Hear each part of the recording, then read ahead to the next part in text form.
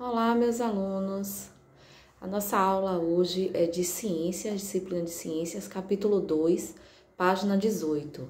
Falar um pouco para vocês sobre os seres vivos e o ambiente, a relação dos seres vivos com o ambiente. Primeiro, eu quero que vocês entendam que ecologia significa estudo de casa, mas não é qualquer casa. A casa que esse estudo se refere é no sentido de casa em relação ao meio ambiente. Assim, fazem parte do estudo da ecologia todos os organismos, a relação entre eles e o ambiente em que ele vive, certo? Essa é a definição do termo ecologia. Além da presença de todos os seres vivos no ambiente terrestre ou aquático, pode ser descrito de acordo com algumas características, como a luz, a temperatura desse ambiente.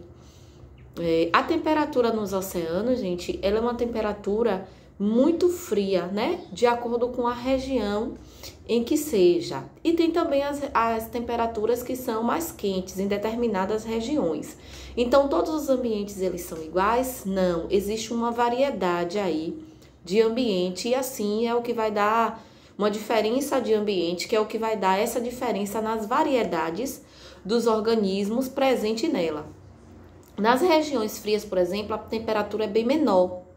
E por isso a quantidade de variedade de organismo que vive nesse ambiente é menor, porque os organismos eles não conseguem, nem todos, viver, né, em uma determinada região se ela for muito fria.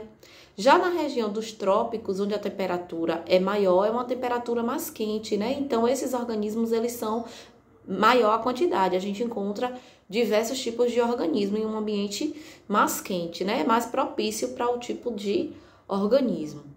Os fatores que envolvem os seres vivos e suas relações são chamados de fatores bióticos. É preciso que vocês entendam que existe uma diferença entre fatores bióticos e fatores abióticos. Os fatores bióticos são aqueles que envolvem os seres vivos e suas relações. Já os abióticos são os fatores não vivos. E que fatores não vivos são esses?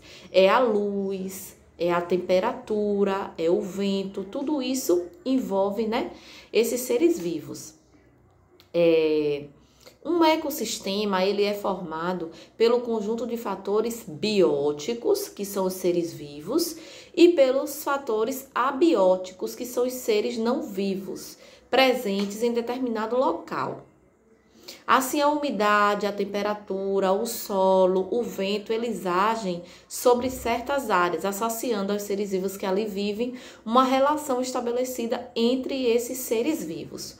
O ecossistema, portanto, ele inclui, o que é que ele inclui? O local e as relações do ambiente. Então, a gente precisa entender que determinados seres vivos, eles precisam daquele ambiente que é propício para a sua existência, certo? Agora, onde é que moram esses animais? A gente consegue perceber que os animais eles têm características diferentes.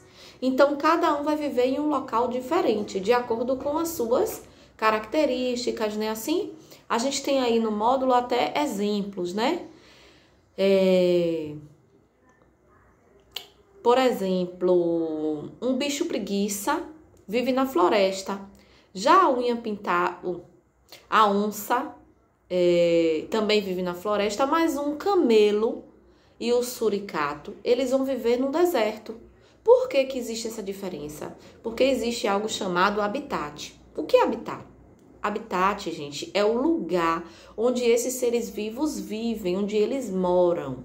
Pode ser encontrado, a partir desse estudo que a gente faz de habitat, os animais que vivem em cada lugar. Por exemplo, uma tartaruga marinha, ela vai viver onde? No mar, certo? Já o jacaré, né? Ele vai viver onde? Em rios, em lagos, né? Assim? E aí, ele precisa dessas condições ideais, porque são essas condições que vai dar a ele o tipo de alimentação que ele precisa, né, para se reproduzir e também para sobreviver. Além de ocuparem lugares determinados, os seres vivos desempenham também funções diferentes a partir do ambiente que ele ocupa, que são chamados de nicho ecológico.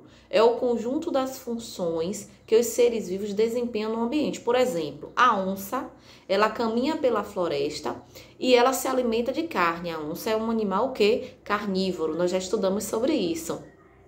Já o bicho preguiça, ele vai viver nos galhos. Por quê? Porque ele se alimenta de folhas e de frutos. Então, o lugar em que ele vive precisa ter todos esses elementos para que ele viva, né? De acordo com as suas necessidades. Certo? Aí vocês vão responder a página 20 e 21 de acordo com essa aula. Dá uma lida novamente nesse conteúdo para fixar mais. Um beijo da Pro.